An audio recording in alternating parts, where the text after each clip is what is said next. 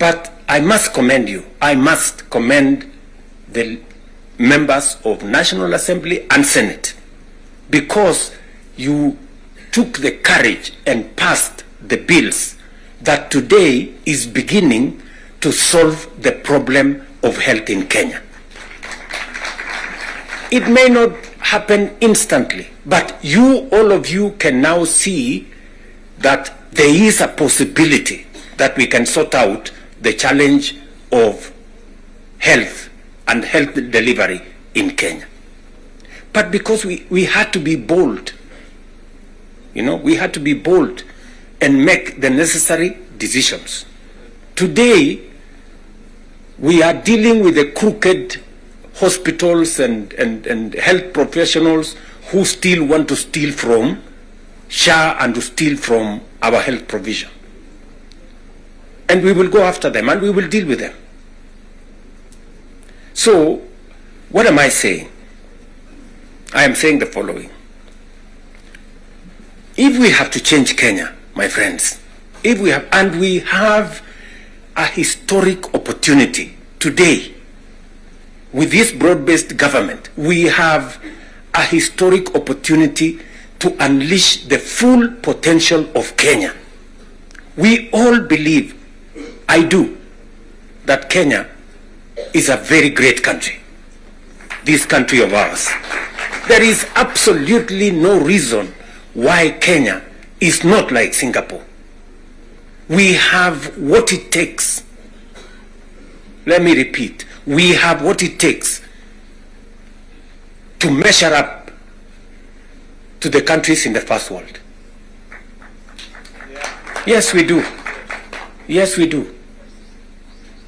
But we are playing in the wrong league because leadership, me and you, are refusing to stand up to what this country needs. I really want to persuade you guys. I really want to persuade you friends. Yeah? This is not about William Ruto. I am here today, I will not be there tomorrow. This is not about Raila Odinga. Right? It's about the country called Kenya, where today we have the privilege to be the leaders, to be the decision makers, to decide which way Kenya. It is us who are seated here. It is us. And we have the historic opportunity to make this country what we have always wanted it to be, but it has not been. As I have said, the same way Raila Odinga can stand here and tell you we must stop the wrongs, I have also said that I am ready to pay whatever price to make this country change. Yes, we must change this nation. And we can do it. Look, housing was part of our conversation for the last 30 years. Yes, we've always talked about housing and how important it is and how it is going to create jobs, how it is going to stop land fragmentation, how it's going to allow us to produce, to save land that is meant for food, how we are going to have decent housing, how we are going to reduce on slums, how we are going to have decent livelihoods. We've always said that. The Right Honorable Raila Odinga tried with the first slum upgrading projects. We started there. The housing levy, go and read the Azimio manifesto. Read the Kenya Kwanza manifesto. It is there. It is there in both manifestos. We now are seated here and we have the opportunity to implement what was in the Azimio manifesto and what was in the Kenya Kwanza manifesto. Friends, why don't we just do it? Why don't we just do it? We will do it? Yes. Let us just pull it out and look. You can see for yourselves how transformational it is. Today, using the housing levy, We are not only doing housing, we are doing markets, we are doing hostels.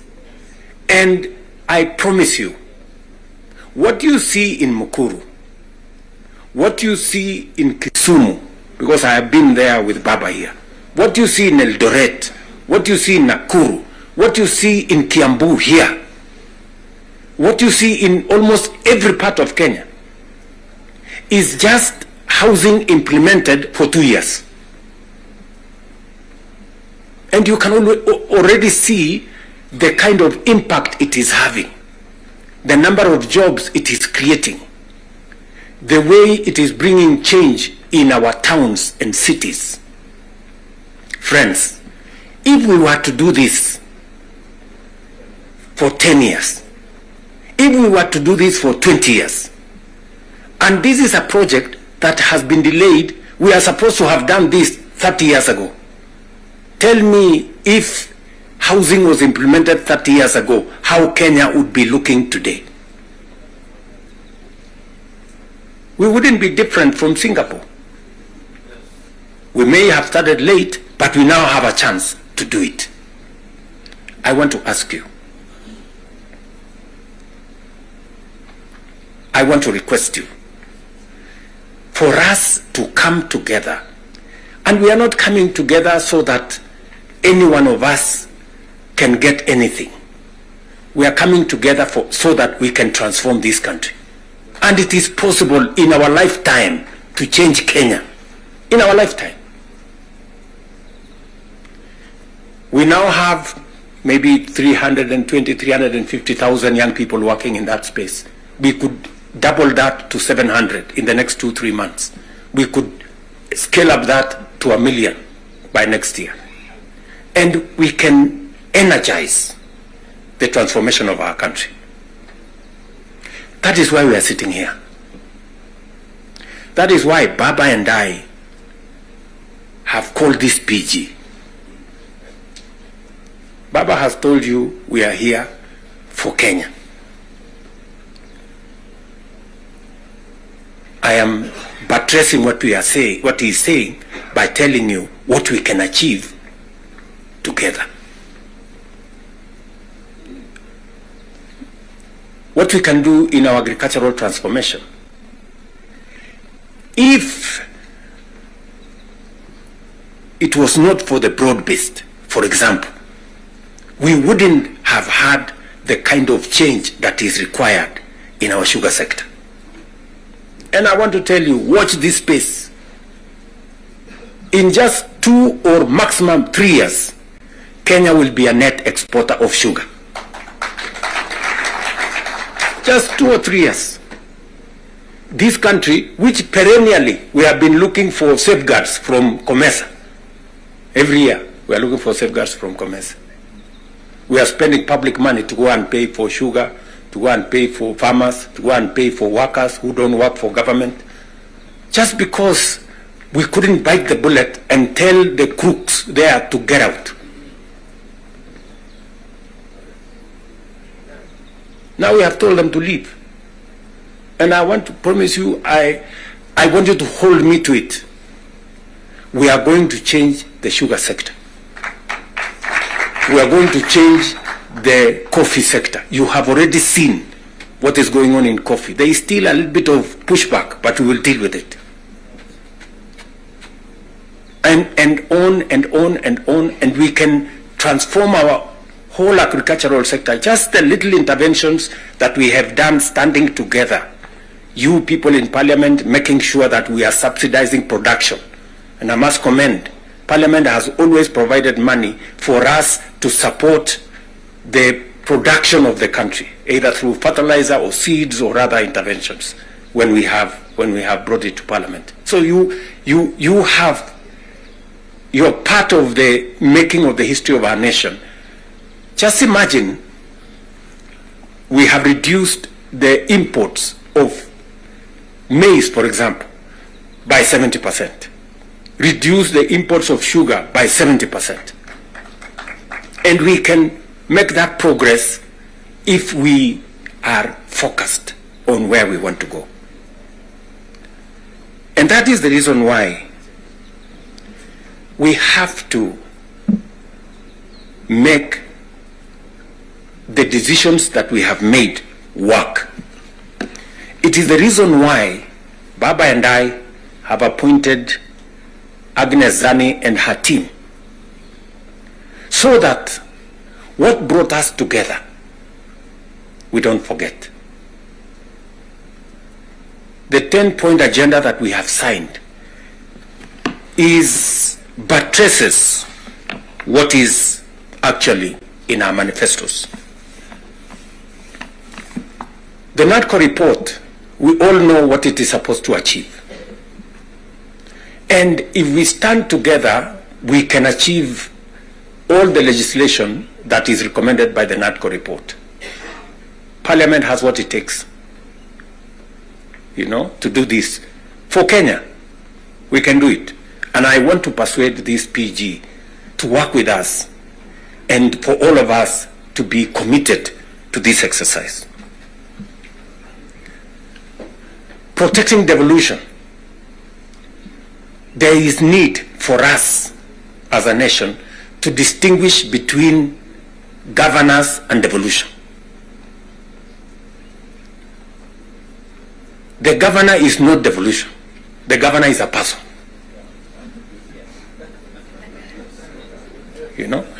Devolution is about the people.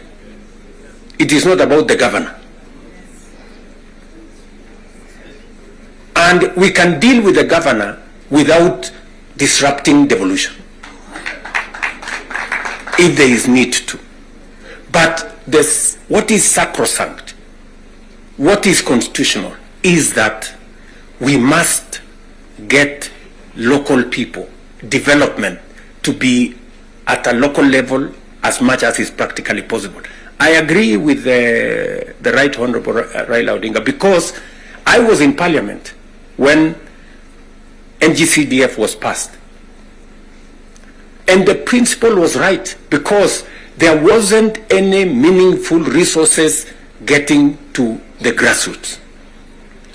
And the big push for devolution in the constitution-making process was three principles: making sure that resources get to the grassroots, making sure that there is representation at the grassroots, and making sure that accountability is also at the grassroots.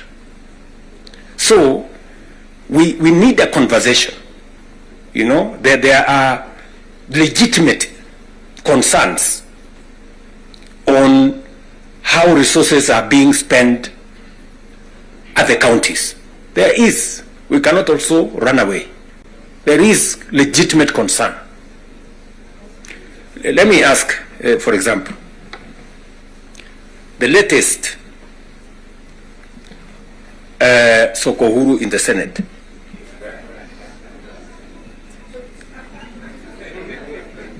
Because you have to accept, by virtue of the position I hold today, I am a consumer of raw intelligence. I know what's going on.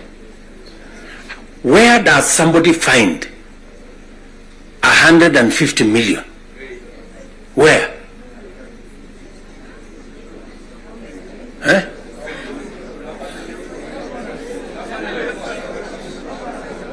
Is that his money?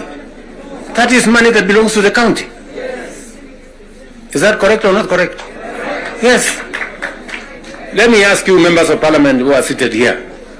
Do you, for example, know, do you, for example, know that a few members of your committee collected 10 million shillings so that you could pass that law on anti-money laundering? Did you get the money?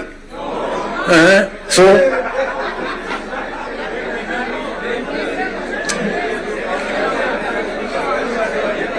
So, going forward, si tunataka tukubaliane, si we are one team. Yes, there are people who are destroying the credibility of parliament. And they are collecting money or in the name of parliament. And some of the time, or most of the time, that money never gets to parliament, it gets to a few people. We are not going to shame them.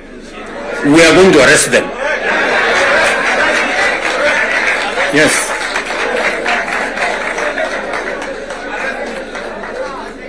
Do we agree? Do we agree?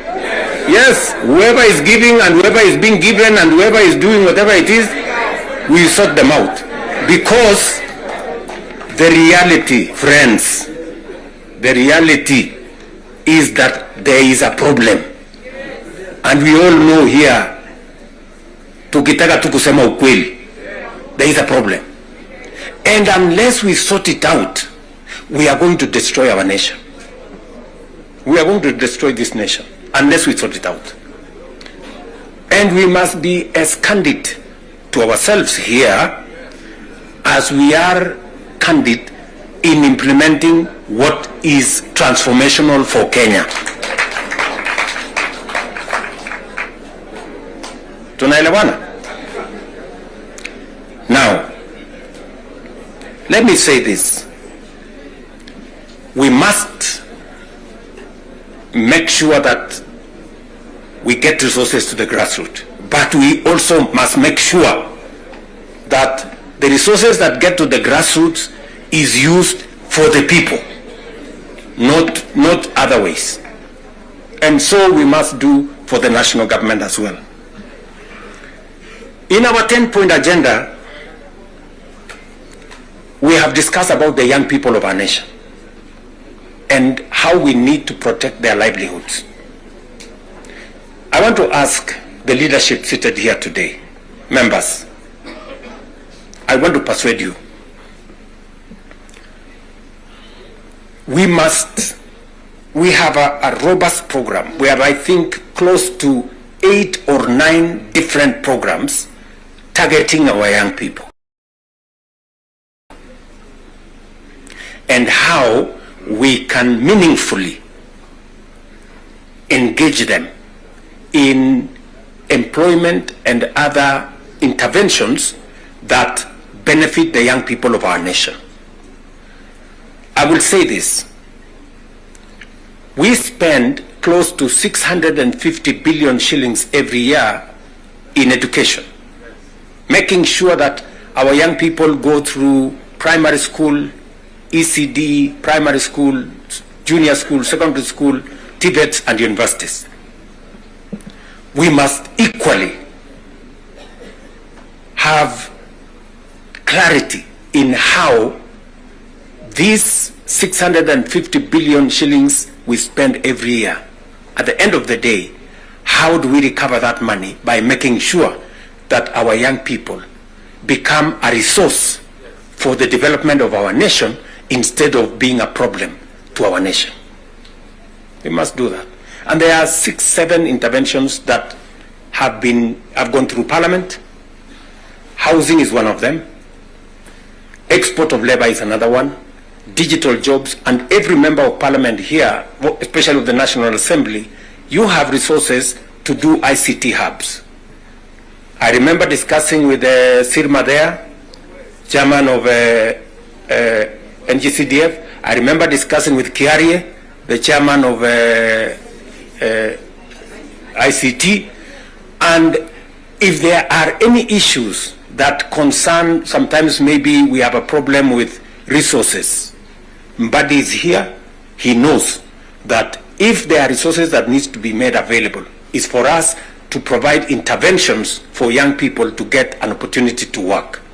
You know very well that we can create hundreds of thousands of jobs in the digital space. You are aware of what we are doing in Nyota.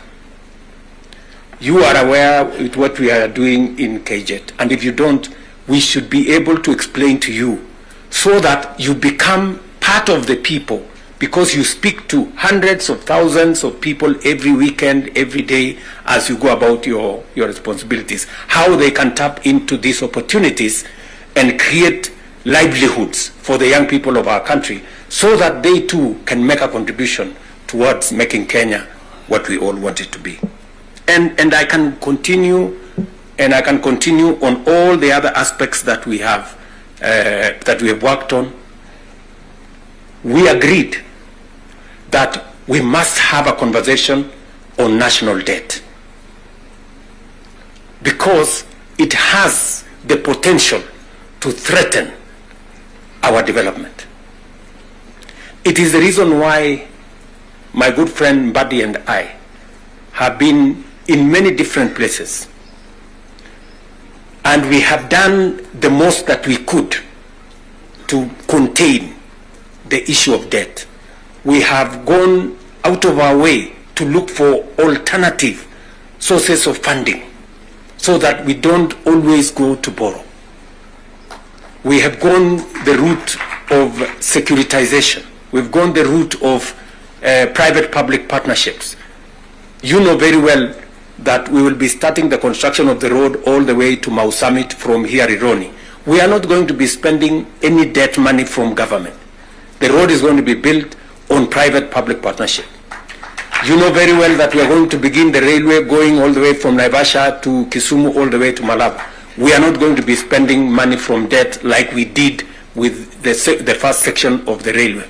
We are going to be using public-private partnership to do that road, and many others that we have, we are thinking outside the box so that we can craft alternative mechanisms of delivering on public infrastructure or public goods without necessarily endangering the country with national debt. So we are working at it. It is part of the recommendation of the 10-point agenda that we must deal with, and we are seized with that matter. We will be giving, Mbadi and company will be giving a report to Zani's committee on what practical steps are we making to respond to the issues in the 10-point agenda.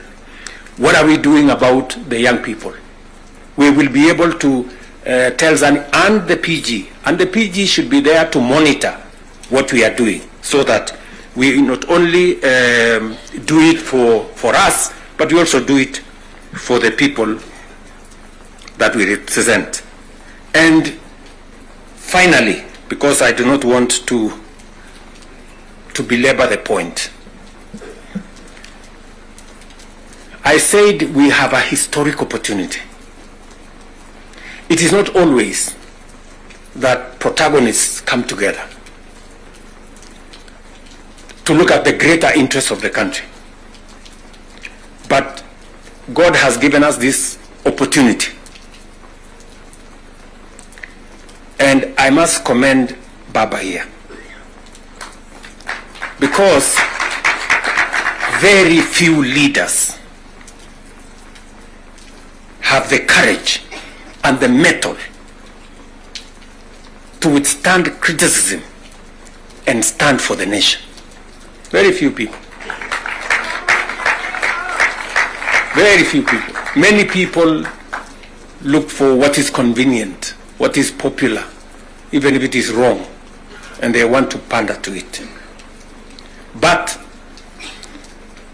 when a nation's destiny is at stake, you need statesmen, you need people who have the courage to put Kenya first and everything else secondary.